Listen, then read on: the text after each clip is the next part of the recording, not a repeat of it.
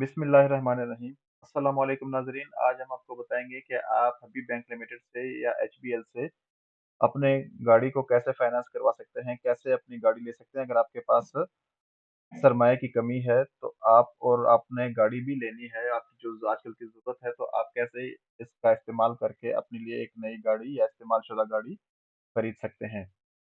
ये कमोबेश तकरीबन पाकिस्तान के तमाम बैंक्स ही गाड़ियों का गाड़ियों का उपकार वो फाइनेंस करते हैं। लेकिन आज फिलहाल हम एचबीएल के मुतालिक ही बात करेंगे। इसके फीचर्स ये हैं कि आपको 30% इसमें एडवांस देना होता है, जो कि 2 लाख या 3 लाख बन जाता है गाड़ी की कीमत के हिसाब से। और इसको आपने विदिन 5 ईयर 5 साल में आपने इसको रीपे करना होता है। आपने कोई सी भी लोकल मैन्युफैक्चरिंग जो गाड़ी है उसको इस्तेमाल शुदा है या वो नई है, वो आपने उसको चूज़ कर लेना है। एचबीएल जो है वो आपको 70% तक की फाइनेंसिंग कर सकता है। Secured insurance at all time at peace mind, मतलब आप इसमें इस गाड़ी में इंश्योरेंस भी शामिल होती है, आपको वो इंश्योर्ड करके देते हैं। आप पार्शियली कोई भी टाइम टू टाइम इसकी पेमेंट्स कर सकते हैं किस्तों के अलावा भी।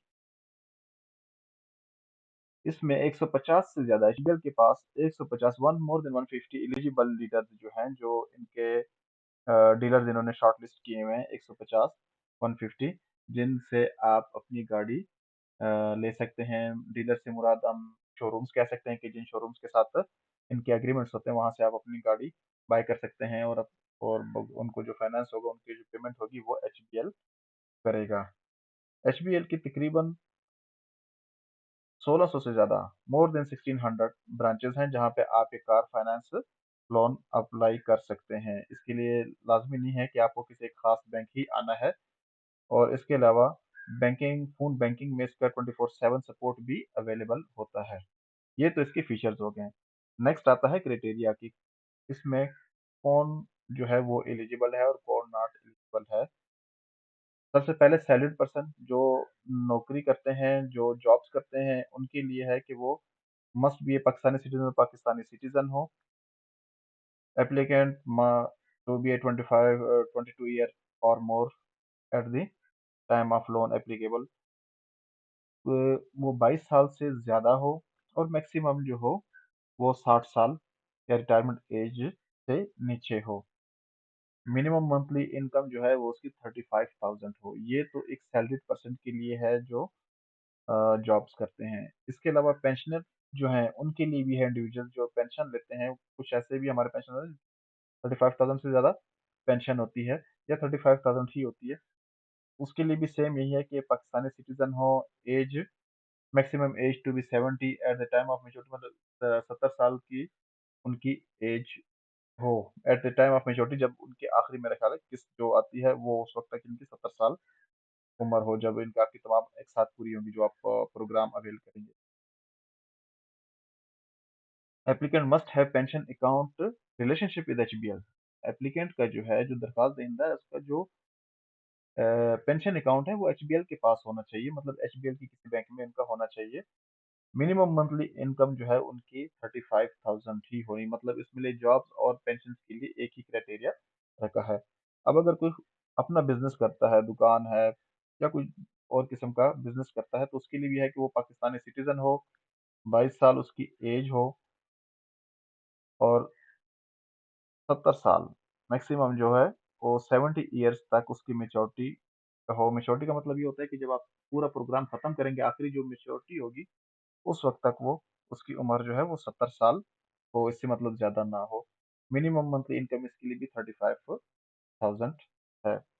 अब आप बात करते हैं कि हमें किस किस्म के डॉक्यूमेंट्स यहाँ पे रिक्वायर्ड होंगे, जो हम यहाँ पे एच बिल को जमा कराएंगे। बहुत इजी है, कोई ऐसे डॉक्यूमेंट्स नहीं रखे जिनको आपको प्रोड्यूस ना कर सकें, जमा ना करा सकें।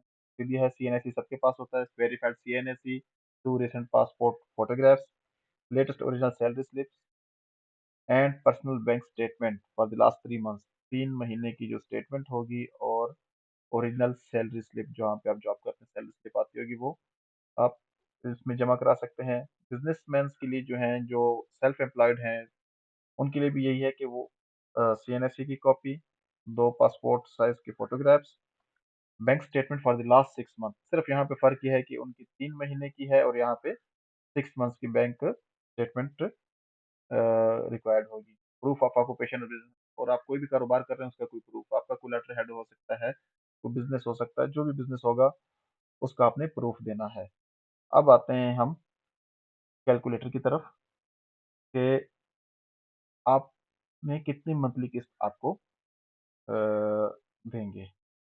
अगर आप व्हीकल की प्राइस आपने यहाँ पे डालनी है, अब ये तो आप पे डिपेंड करता है कि वो प्राइस कितनी है। आप 10 लाख की गाड़ी सिलेक्ट करते हैं, आप 20 लाख की गाड़ी सिलेक्ट करते हैं, तो जितनी भी आपने,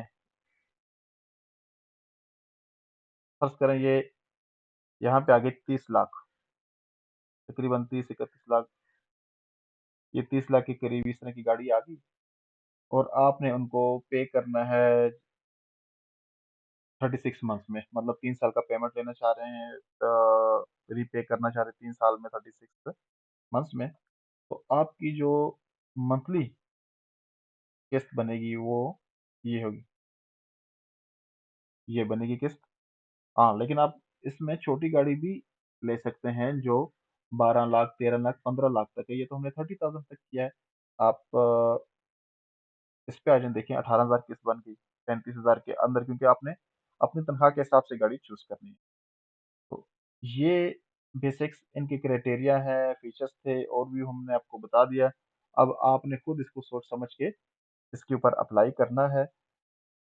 हाँ, इनके जो टर्म्स एंड कंडीशन है इसमें कमी बेशी हो सकती है, किसी वक्त इसमें मजीद टर्म्स एंड कंडीशन वो ऐड कर सकते हैं या कुछ रिमूव कर सकते हैं, ये तो बैंक्स वक्तन फवक्तन करते हैं। लेकिन आज की डेट तक ये इनकी वेबसाइट से ही मैं आपको ये सारी चीज़ें बता रहा हूँ। आज की डेट तक इनकी टर्म्स एंड कंडीशन यही है। अगर आपको हमारी वीडियो अच्छी लगी तो सब्सक्राइब कीजिए। अल्लाह हाफिज़।